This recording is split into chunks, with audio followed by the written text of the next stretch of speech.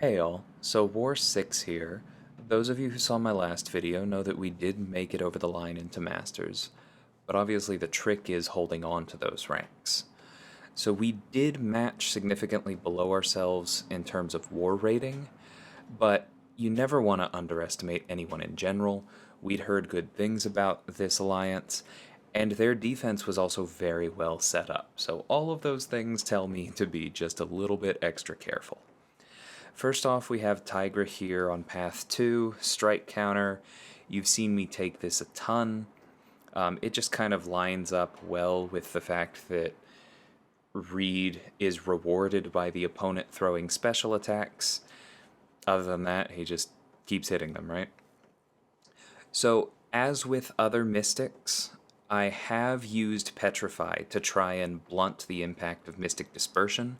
I have used Debuff Siphoner, both in case she hits me and just to have another debuff up, but I have not thrown on Suppression because I want it to feel predictable when I push her over a bar of power so that I can properly play around Power Struggle.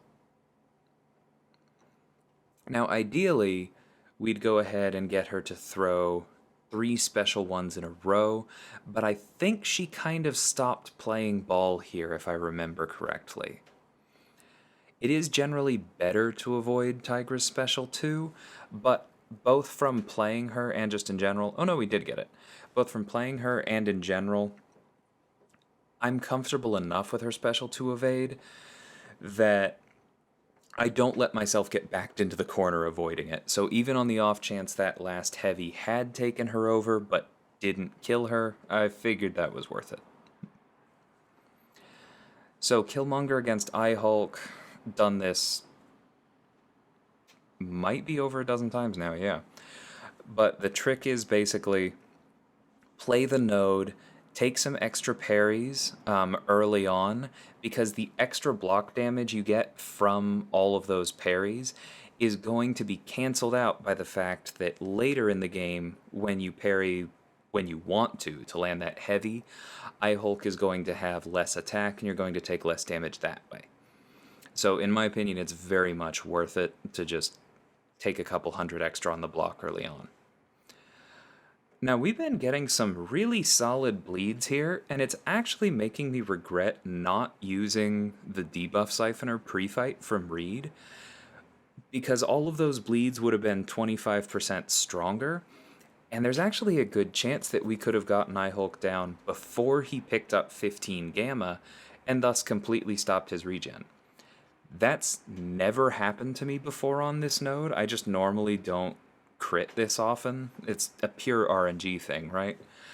So I didn't really plan on it, but maybe next time I will, just in case. See there, those parries really work. Allowed me to throw that special. Still only 1 Fury. Now, I think right there, I saw him stutter blocking, and I was like, nuts, I'm a little close. If he surprises me when he comes out and my dex doesn't work perfectly when I want it to, I'm probably going to get hit. And then I got hit. But that's what the Invulnerable was for. Between him and Tigra, there are just things that can happen. And because we hadn't let him build Furies, that combo to the face, which could have killed us even through the Invulnerable, didn't. So then we're on to Longshot. I think maybe I even took this last war. No, that last one was Mysterio, so it's been a couple. But this is just a complete nothing. I will say, though, I did actually make this harder on myself than it needed to be. If you notice my profile picture at the moment, it is Surfer, rather than I think it's normally Tigra. That is not due to any changes in my roster, although I would have loved to have 50 Cosmic Sigstones fall out of the sky. That is actually because I was, other than War, I was doing the Karina's challenge for using Kamala Khan against the 6.2 champion, and I had turned off Mystic Dispersion, which doesn't matter at all for this war. I had also turned off Petrify. And so if you watch this one carefully relative to some of the other times I've taken Longshot, you'll notice that he's actually gained a lot more power than he normally does. Often, they will only have gotten a single bar by the time I get Reed's first special 2 off, even without a power start. And obviously, that is not how this one had worked. So, not ideal. At this point, I'm like, I'm probably going to end up pushing him to a special 2. He doesn't seem that trigger happy. But it's not the end of the world. We still have those debuffs stacked. We're still blunting all power gain by 80%. All power from landed hits by 50%. We're reducing his willpower. It's okay. Basically, when he throws his special 2, you want 3 things to be true. You don't want it to hit you. You don't want either buffs or bad karma on yourself. And you really do not want him to have Pure of Heart. And 2 of those 3 things can be fixed by just making sure you're keeping his karma under control and hitting him a lot while stunned. Luckily, that plays well into Reed's whole strategy here anyway, and so this fight never really got dangerous. I hope I don't have to block that special 2 next time, but I had plenty of health to do it with. Yet another Sasquatch on Encroaching Stun. Because I had all of the Prefights available for Reed, I went ahead and threw on Petrify and Suppression, because Petrify blunts Mystic Dispersion and possibly Healing. Suppression just means that he has fewer specials to throw, so we have to worry about Power Reserve less. With Torch here, I am sticking to Medium, Light, Medium for the highest possible ratio of Nova Flames to hits landed, but I am periodically throwing in heavies to refresh the debuffs, and there I did a long combo before I threw the special, because, again, Torch does not lose anything if you deviate from the medium, light, medium. He's not like Corvus in that, and so there was no reason not to do that to make it that much safer to throw the special 2 without worrying about the encroaching stun timer. And so overall, that was probably the cleanest that fight has ever been for me. Moving on to Spider-gwen, I'm actually splitting this path with somebody else. Like I said, their defense was quite interesting. But Spider-gwen can get dangerous here if you are not using a hard counter, because obviously you can't stun her.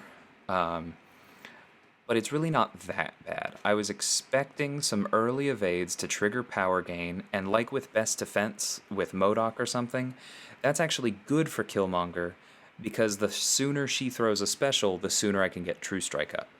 Unfortunately, I didn't play the decks there right, or whatever, but I didn't counter the second one, but that's okay, because then she gained a charge, increased her evade chance, and therefore increased her chance to gain power, so that she would throw the second special sooner, and then I could counter that one, get True Strike up, get my counter punch off, and this fight is over.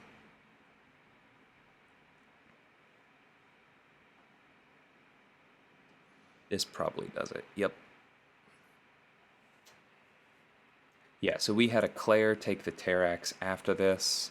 I think I was listed as one of the alternates for the Hit Monkey on 47, but the other guy got clear first and took it no problem. This is Mysterio on 55, the Brute Force Limber mini-boss. Fairly popular placement for him, because if you push to the special 2, you need a miss counter. If you bait the special 1 instead, you're likely going to take some reflected damage, and therefore that makes Brute Force more difficult.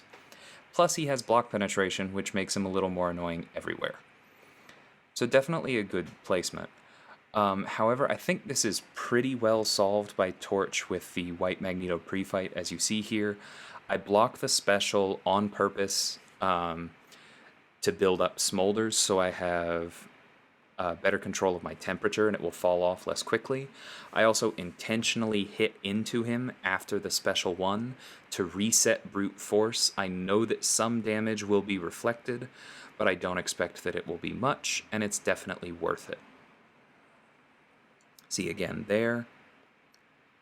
And then we just wait it out, get a parry, and I probably should have heavied there, but I just Wasn't quite thinking quickly enough. Thankfully, he came in, gave me another opportunity to throw a heavy and keep those debuffs up, because those are making all of our incinerates that much better, and meaning we have to worry about his specials less.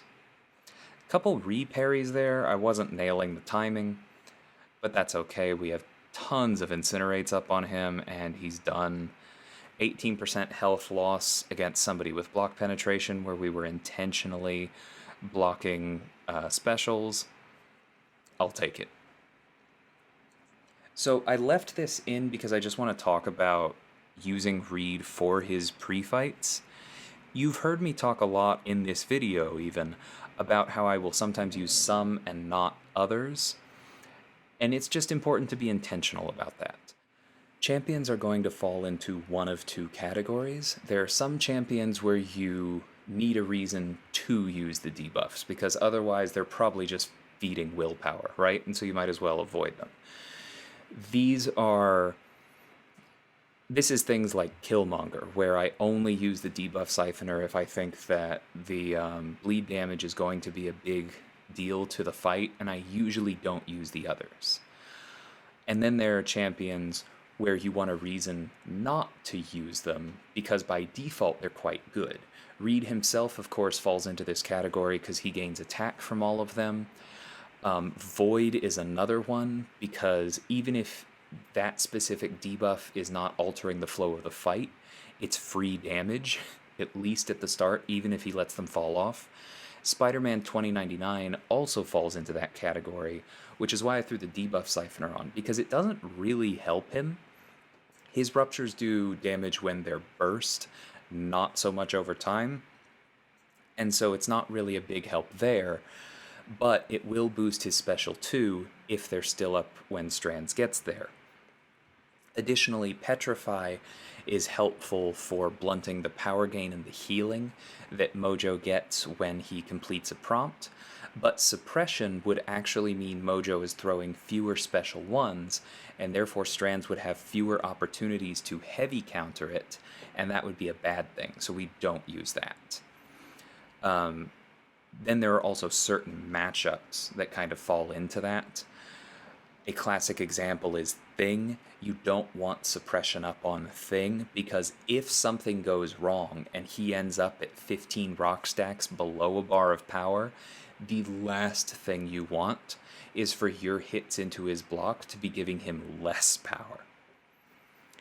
Just a side note there about how to use Reed properly for his pre-fights, because I've received a number of questions about that, like, which pre-fights would you use for this fight? And again, to review, champions either need a reason to use them or need a reason not to use them. It's up to you to figure out which one of those camps the champion that you're using fits in, and then evaluate the fight for a reason to use them or a reason not to. We did end up winning this war. There was some push and pull there. We died early a fair bit, they died a fair bit, we died some more. Thankfully, we were able to tighten it up a little bit sooner than they were, and so we pulled out the win. But definitely glad that we were taking that seriously. That actually puts us into the top 10 portion of Master, going into the break here in the middle of the season, which is awesome. But again, gotta hold on to it. So hopefully we can keep tightening up. Hope you guys enjoyed this one, and I will catch y'all next time. Take care.